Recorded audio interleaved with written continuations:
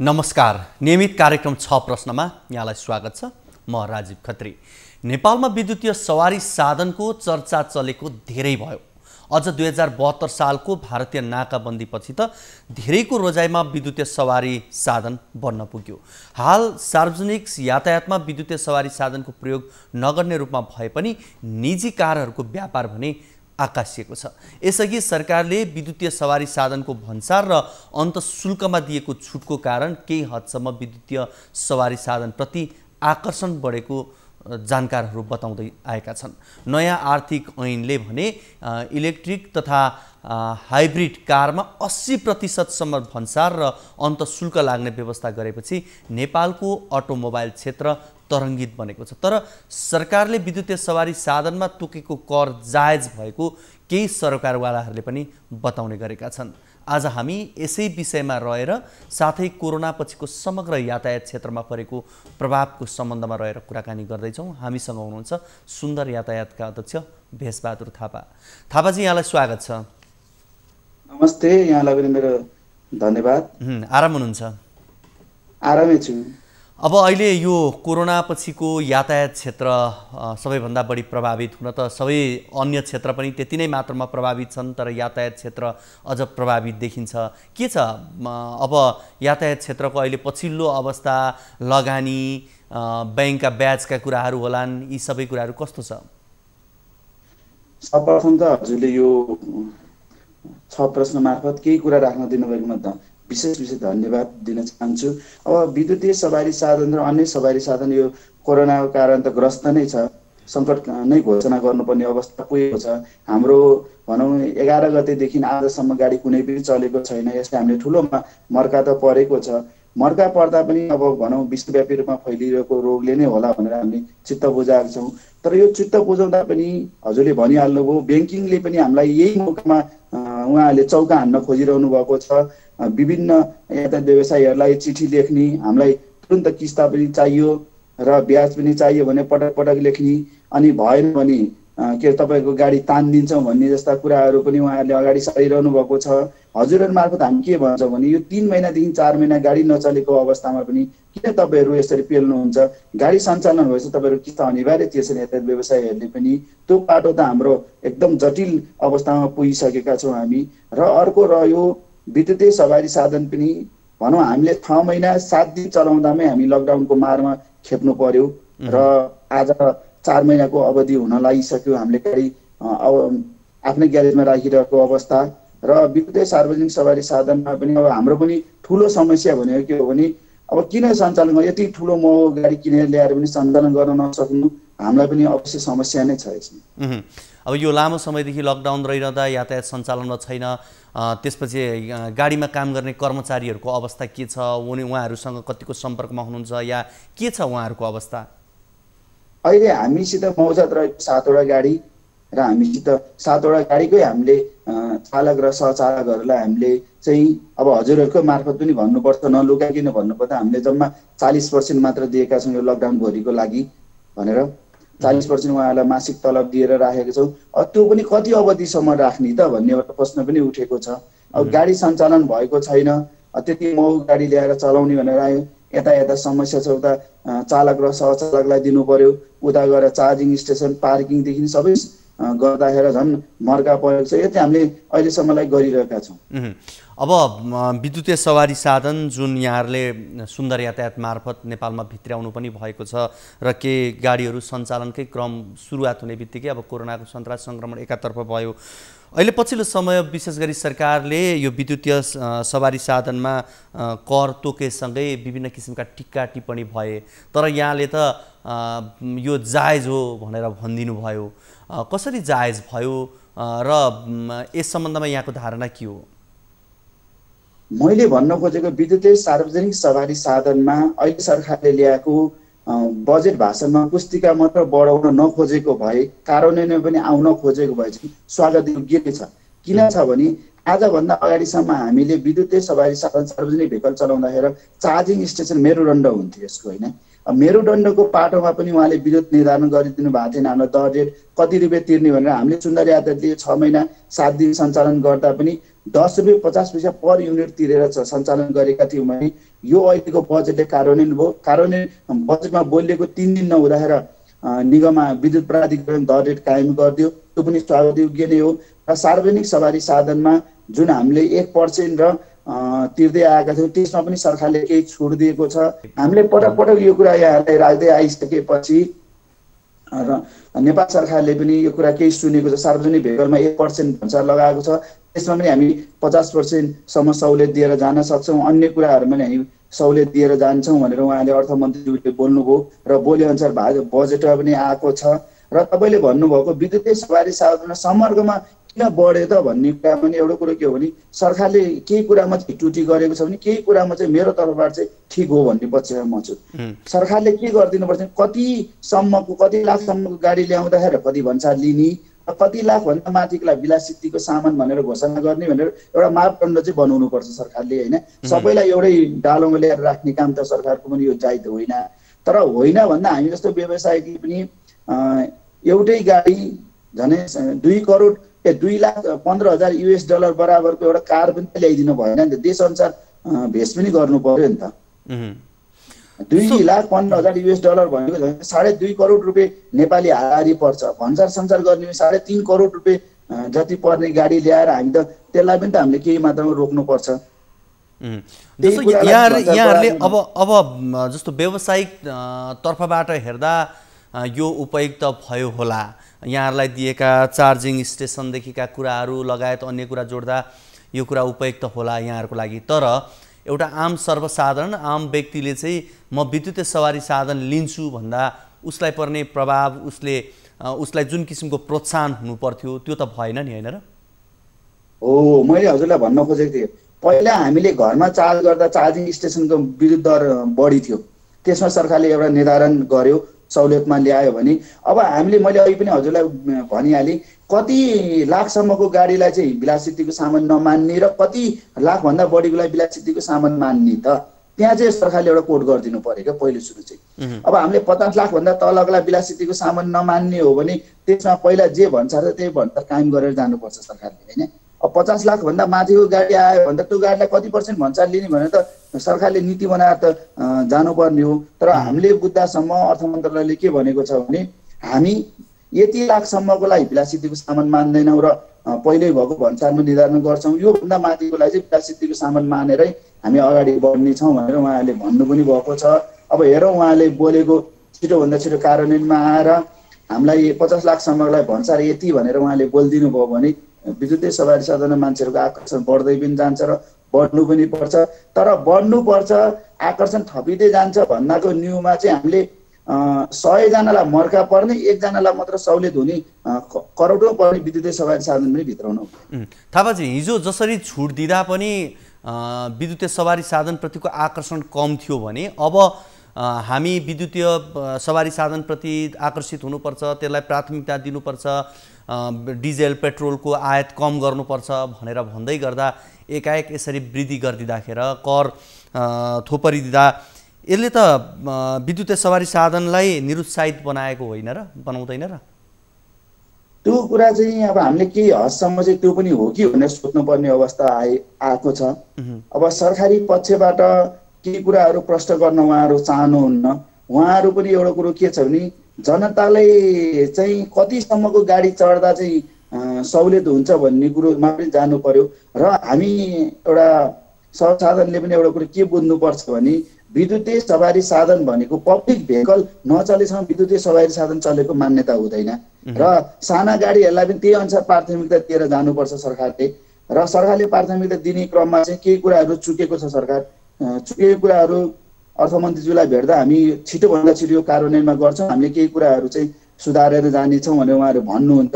भनेअनुसार मैले हजुरलाई अघि पनि भनिहालेँ, हामीले न्यूनतम हाम्रो कतिसम्मको गाडी चढ्न सक्ने हाम्रो सर्वसाधारण र ग्राहकहरू हुनुहुन्छ, उहाँले कतिसम्मको गाडी लिएर जान सक्छ भन्दा 50 लाखसम्मको एउटा कोट राखेर जाने हो भने विद्युतीय सवारी साधन अझै बढ्छ र विदेशी इन्धनको पैसाले पनि केही मात्रामा राहत हुन्छ।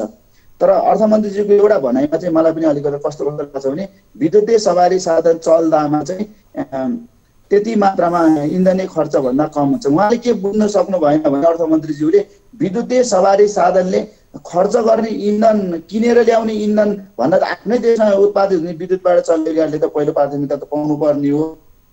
त्यसमा चाहिँ अर्थमन्त्रीज्यू केही चुक्नु भएको छ। तर म चाहिँ समग्रमा के भन्छु भने सार्वजनिक भेहिकल सञ्चालन गर्दै आएको हैसियतमा हामीलाई त केही मात्रामा ठिक छ भने सरकारले पनि एउटा कोड गरेर सानो गाडीहरूलाई पनि कोड गरेर यति करोडसम्मको यति लाखसम्मको गाडीलाई चाहिँ हामी सञ्चालनमा चाहिँ यति % भन्सार हुन्छ भने उहाँले स्पष्ट रूपमा खोलिदिनु चाहिँ पर्छ। अब यहाँहरू जो सरकारवाला हुनुहुन्छ जसले विद्युतीय गाडी नै नेपालमा सञ्चालन गरेर व्यावसायिक रूपमा अगाडि बढ्न सकिन्छ भनेर त्यो सम्भावना यहाँले खोजिरहनु भएको छ, देखाइरहनु भएको छ। र साँच्चै भने सरकारलाई पछिल्लो समय सरकारले आफ्नै तवरले सञ्चालन गर्न खोजेको विद्युतीय गाडी सवारी साधन आफ्नै ठाउँमा थियो, त्यो सँगसँगै निजी क्षेत्रबाट यहाँले जुन प्रयास गर्नुभयो, अब यहाँ सरकारवाला पक्षसँग चाहिँ यो विषयमा सल्लाह गर्नुभयो कि गर्नु भएन? सरकारको तर्फबाट यस विषयमा के भयो?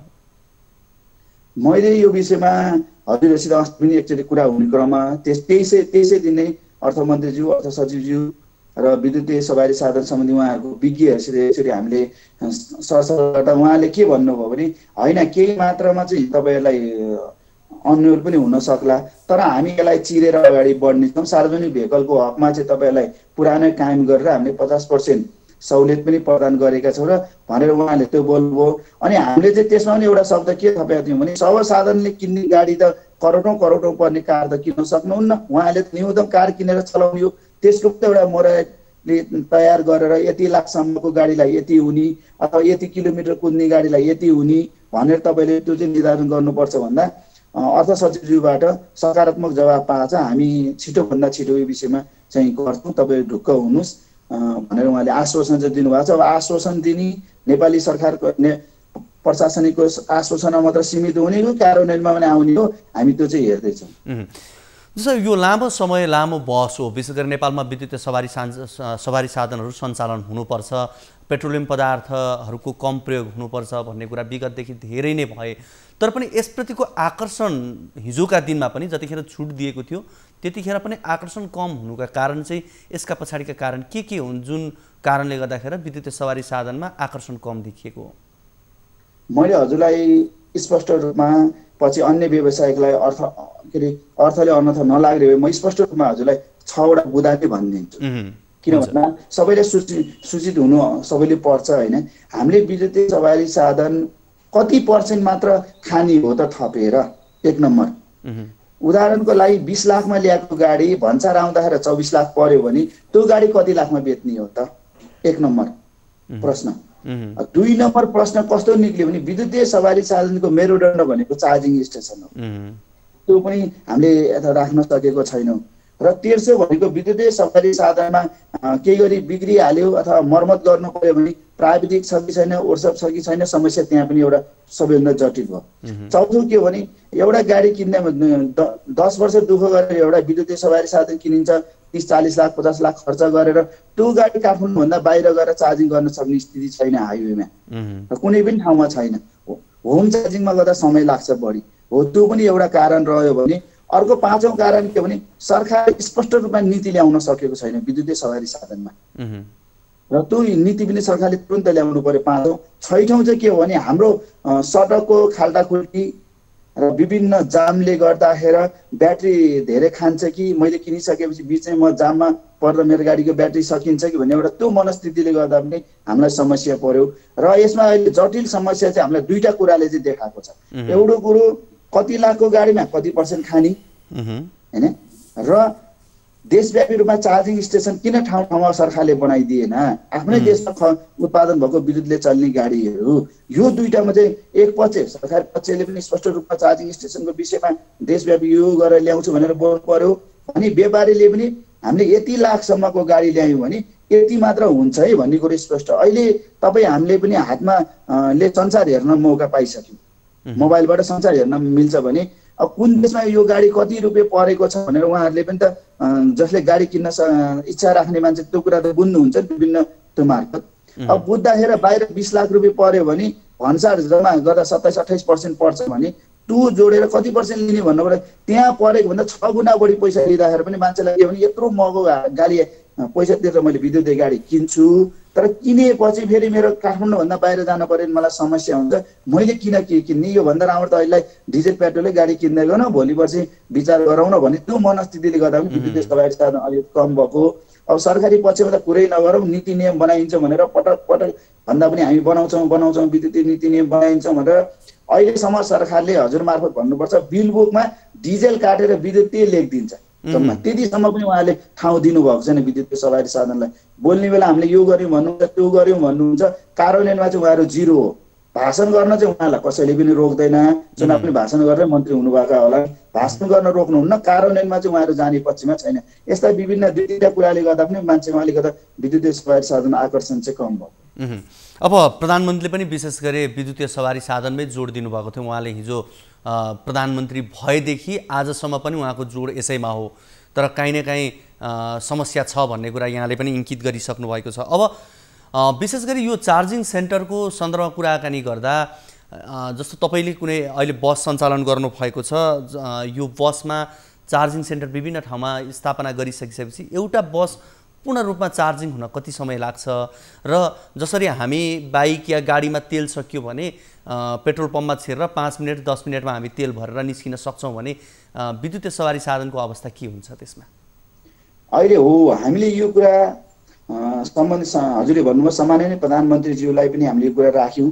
अनि यो सुन्दर यातायातको अहिले विद्युतीय सवारी साधन चल्नमा र चार्जिङ स्टेसनमा यति स्थापना गर्नको लागि पहल गर्दिन। सामान्य नै प्रधानमन्त्रीज्यूले हजुर प्रधानमन्त्री भएदेखि भन्नु उहाँले पहल नलिएको भए उहाँकै मन्त्रीमण्डलका केही मन्त्रीज्यूहरूले नेपालमा विद्युतीय सवारी साधन चल्न दिने अवस्था उहाँहरू हुनुहुन्न थियो। जे कुरा पनि उहाँले खुड्केला अड्काइरहनु भएको थियो, जहाँ पनि अड्काइरहनु भएको थियो। सामान्य प्रधानमन्त्रीलाई भेटिसकेपछि तपाईँले विद्युतीय बस चलाउनुहोस्, कहाँ केही पर्यो भने मैले यो फुकाउँछु, तपाईँहरू लाग्नुहोस् भनेपछि उहाँकै कारणले हामी विद्युतीय बस चलाउन सफल भएको हामी किन उहाँलाई यो छाती खोलेर नै भन्न चाहन्छौँ। र उहाँले जति विद्युतीय सवारी साधनमा आकर्षण बढाउनुपर्छ, सबैले चलाउनुपर्छ प्रधानमन्त्रीज्यूले भन्दै जानुहुन्छ र उहाँको मन्त्रीले चाहिँ एउटा कानले सुन्छन् एउटा कानले हराउँछ। न सचिवज्यूहरू भन्नु पर्यो न मन्त्रीज्यूहरूले पनि यो कुरा सुन्नुहुन्न। र रह्यो चार्जिङ स्टेसनको विषयमा पनि हामीले विभिन्न पटक पटक यो कुराहरू भन्दै आयौँ, तर सरकारले केही कुरा मैले सुनेको छ र केही कुरा सुन्ने पक्षमा पनि छ। र जहिलेसम्म विद्युतीय सवारी साधन सञ्चालन गर्न खास त्यस्तो ठुलो समस्या चाहिँ रहेको जस्तो मलाई त लाग्दैन। अब विद्युतीय बस सञ्चालन गर्न नेपालमा धेरै सहज छ, सहज रूपमा चल्छ र यसलाई हामीले सहज रूपमै चलाएर जानुपर्छ। अब नेपालमा यो भौगोलिक हिसाबले सबै हिसाबले अघि यहाँले सुरुमै इङ्कित पनि गर्नुभएको थियो त्यो विषय, भौगोलिक हिसाबले भोलि अब काठमाडौँभित्र सञ्चालन सहज होला, तर काठमाडौँभन्दा बाहिर लानका लागि सञ्चालन गर्नका लागि कतिको चुनौती देख्नुहुन्छ? यो चुनौतीको विषयमा हामीले पनि के हो त भनेर एकचोटि हेऱ्यौँ होइन। हामीसित 8.5 मिटरको अरूको सानो गाडी पनि भएकोले यो गाडीले कतिसम्म तान्दो रहेछ भनेर हामीले धादिङ बेसीकोसम्म पुग्ने एउटा जमर्को गऱ्यौँ र धादिङ बेसी हामी पुगेर पनि आयौँ होइन। पुग्दा त्यहाँसम्म खास ठुलो समस्या देखिएन। अब तराईको भागमा त्यो निर्धक्कले चलिहाल्छ, कुनै पनि त्यसमा छैन। अब त्योभन्दा माथि चल्नको लागि चाहिँ अब केही सुधार गरेर आउनु पर्ला, गाडीहरू पनि अवश्य सुधार भएर आउने छ।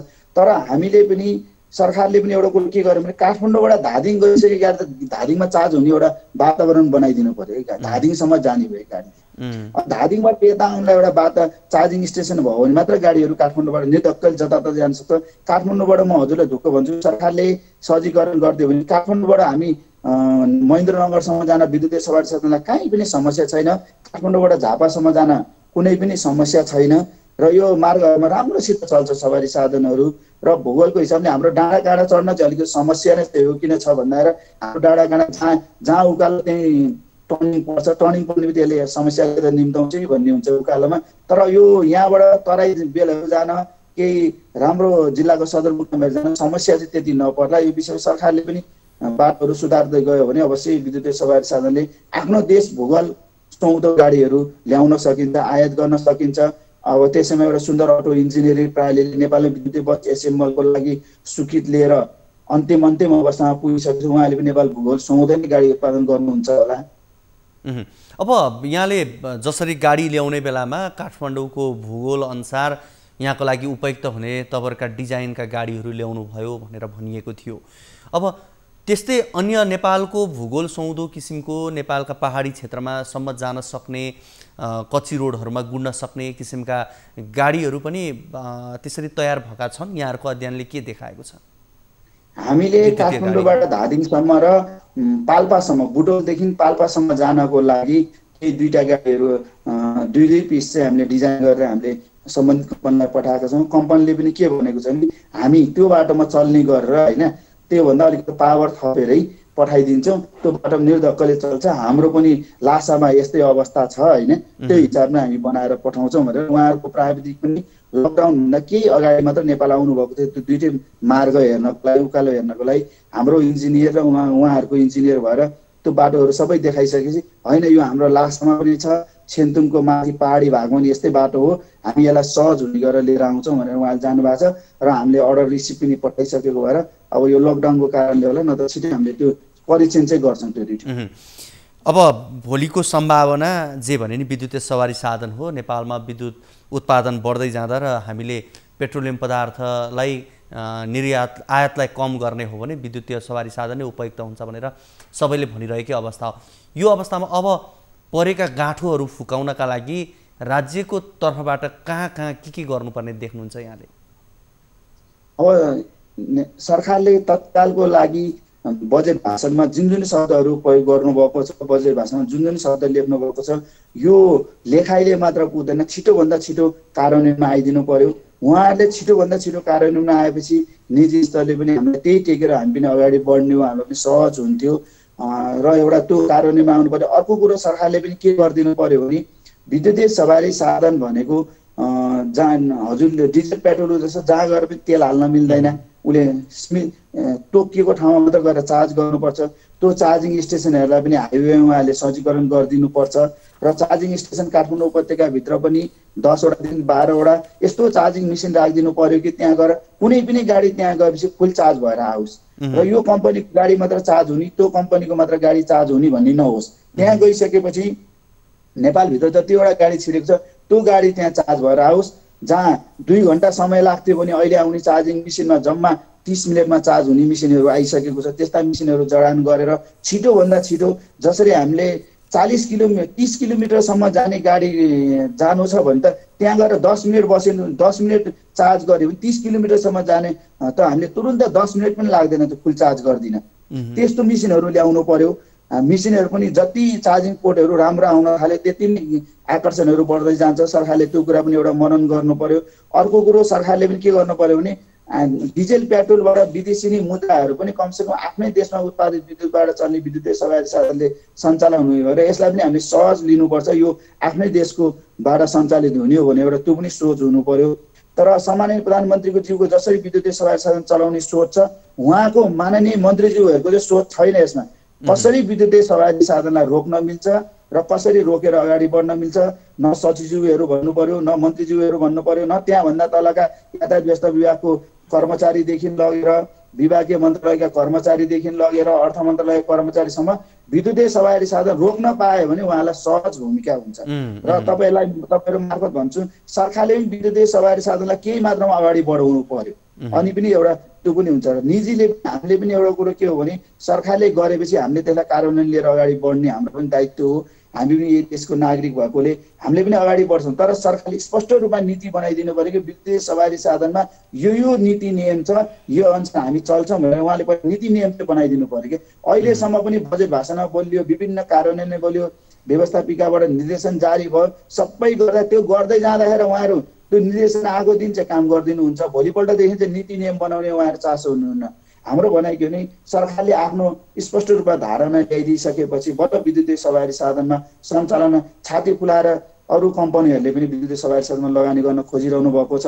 हाम्रै चिनेका अन्य समितिका साथीहरूले पनि होइन हामी गाडी चलाउँछौँ त सरकारले नीति बनाइदियो भने चाहिँ हामी जस्तो उहाँहरूलाई पनि समस्या परेको चाहिँ समस्या चाहिँ सरकारले फुकाउनेतिर चाहिँ लाग्नुपर्छ। विशेष गरी यो विद्युतीय सवारी साधनको सकारात्मक पक्ष, यसको राम्रा पक्षहरू चाहिँ के हुँदा रहेछन्? विद्युतीय सवारी साधनमा हजुरलाई एउटा कुरा भनौँ है, हामीले डिजेलको गाडीले काठमाडौँ उपत्यका 7 राउन्ड घुम्नु पर्यो भने 7 राउन्डदेखि 9 राउन्ड घुम्नु पर्यो भने 3600 देखि 4400 रुपियाँको इन्धन खर्च हुन्छ भने विद्युतीय सवारी साधनले अरूले 4400 को इन्धन खर्च गर्दा हामीले जम्मा 900 रुपियाँको विद्युत खर्च गर्छ एउटा कुरो। अर्को कुरो अब वातावरणमा हजुरले भनिहाल्यो वातावरण स्वास्थ्य यसमा त ठुलो नै छ, ध्वनि प्रदूषण हुँदैन यसले हैन। एउटा गाडीभित्र यात्रा गर्ने यात्रुलाई पनि तीनटा कुरामा सुरक्षित हुन्छ, उहाँलाई टाउको दुख्ने हुँदैन, गुम्म हुँदैन, अनि बाहिरको दृश्यहरू खुला रूपमा देखिन्छ यस्तो विद्युतीय सवारी साधनमा, त्यसरी नै बनाइएको हुन्छ र उहाँले पछाडि बसेको मान्छेले पनि म गुम्सिनु पर्यो भन्ने अवस्था हुँदैन। त्यसमा त्यस्तो सिस्टमहरू फिट गरेको भएर बाहिर पनि खुला रूपमा देख्ने भएर उहाँले सहज यात्रा गर्न पनि मिल्छ, त्यो त रह्यो। अब त्यसपछि सबैभन्दा ठुलो त वातावरण पनि हो, हजुरले अहिले भनिहाल्नुभयो। वातावरण भनेको विभिन्न गाडीहरूले निकालेको धुवाँले गर्दा वायुमण्डलमा विभिन्न असर परिरहेको अवस्था त ठुलो छ। त्यही बाटो पनि विद्युतीय सवारी साधनले केही मात्रामा हद कम गर्दै जाने नै छ, त्यही कम गर्न पनि सहज हुन्छ। तर विद्युतीय सवारी साधनले गर्ने जनतालाई र सरकारलाई दिने ठुलो भूमिका हुँदा हुँदा पनि हाम्रो सरकारी पक्षबाट यो कुरा किन बुझिएन? विद्युतीय सवारी साधन सञ्चालन गर्ने भनेको सुन्दर यातायातको फाइदाको लागि मात्र गरेको हामीले केही पनि छैन। हामीले यसमा कस्नै पर्छ भने कर्मचारीकोमा एउटा सोच छ भने अन्य यातायात व्यवसायीहरूले पनि के बुझ्दैन, विद्युतीय सवारी साधन आउँदामा हामीलाई समस्या पर्यो, विभिन्न सहुलियत भयो। उहाँहरूले पनि म के भन्छु, अबको 10 वर्षपछि अबको 15 वर्षपछि हामी सबैजना विद्युतीय सवारी साधनमा जानु नै छ, अवश्य पनि सवारी भेहिकलहरूमा जानु नै छ। अहिले पनि हातेमालो गरेर जाउँ, सुन्दर यातायातले ल्याएको विद्युतीय सवारी साधनमा तपाईँहरू हामी मिलेर जान सक्छौँ, तपाईँहरूले ल्याउनु भएको विद्युतीय सवारी साधनमा मिलेर जान सक्छौँ भनेर हामीले पटक पटक भन्छौँ उहाँहरूको भनाइ। र सर्वसाधारणले चाहिँ यतिसम्मको हामीलाई हौसला प्रदान गर्नुभएको छ कि होइन यस्तो विद्युतीय सवारी साधन अझै चढ्दै जानुपर्छ, यसलाई निरन्तरता दिइरहनुपर्छ भनेर उहाँहरूको हौसलाले नै हो सुन्दर यातायातले हामीले 25 वटाको अर्डर रिसिभ पठाएर एलसीसम्म हामीले पठाइसकेको अवस्था छ र केही समयमा त्यो गाडीहरू पनि अवश्य काठमाडौँ उपत्यका छिर्ने नै छ।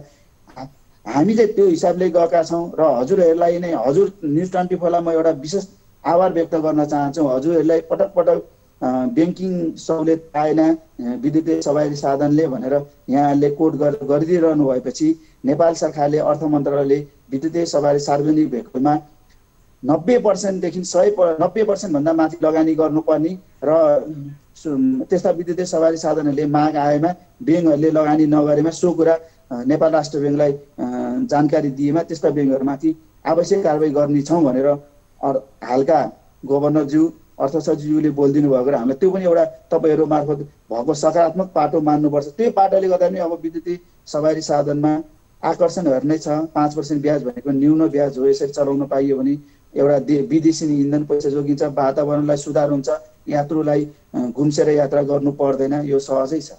हस्, यहाँको यो महत्त्वपूर्ण समय र संवादको लागि यहाँलाई धेरै धेरै धन्यवाद। यहाँलाई पनि मेरो विशेष धन्यवाद, यहाँले सबै कुरा खुल्ने मौका दिनुभएकोमा। र म यहाँहरू मार्फत नेपाल सरकारलाई एउटा के आग्रह गर्न चाहन्छु भने बोली होइन व्यवहारमा गरेर देखाउँ, कार्यान्वयन भइसकेपछि बोल्ने काम गरौँ, कार्यान्वयन कता छ कता बोल्ने चाहिँ आज यता नगरौँ, पहिला बोलौँ, कार्यान्वयन पहिला गरौँ, त्यसपछि बोल्दा उपयुक्त हुन्छ। र म अन्य हाम्रा गाडी व्यवसायी मित्रहरूलाई पनि के अनुरोध गर्न चाहन्छु भने हजुरहरूले पनि कतिसम्मको गाडी बेच्दा कति पैसा खाने र कतिभन्दा महँगो गाडी बेच्दा कति पैसा खाने एउटा उहाँहरूले पनि स्पष्ट रूपमा गरिदिनु पर्यो। विद्युतीय सवारी साधन चलाउनेमा जति हामी व्यवसायिकले विद्युतीय सवारी साधनमा सहज भूमिका गरेर ग्राहकलाई बेच्न सक्छौँ त्यति नै बढी गाडी हाम्रो पनि बिक्री हुन्छ। सरकारको नीति त छँदैछ उस्तै, तर हामीले पनि के मात्रामा सुधार गरेर जाने हो भने अवश्य काठमाडौँ उपत्यकामा विद्युतीय सवारी साधन देशव्यापी विद्युतीय सवारी साधन बढ्दै जान्छ। एउटा बेच्नुभन्दा हामीलाई 10 वटा बेच्नु फाइदा हो, 10 वटा बेच्नुभन्दा 100 वटा बेच्नु फाइदा हो, त्यो पनि व्यवसायीले सोच दिनु चाहिँ पर्छ।